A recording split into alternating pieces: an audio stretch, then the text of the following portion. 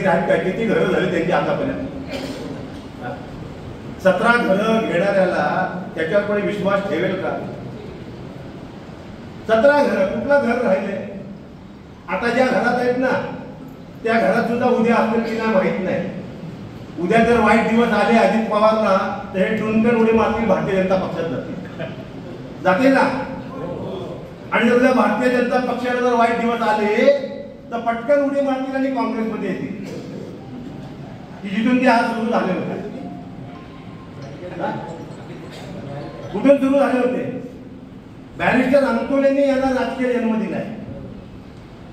यांचा राजकीय जन्म हा बॅरिस्टर अंतोलेने केलाय. भाजपचे दिवस आले तर काँग्रेसमध्ये जातील. त्यानंतर मग आपण त्यांचा सत्कार करू. सत्कार अशासाठी करायचा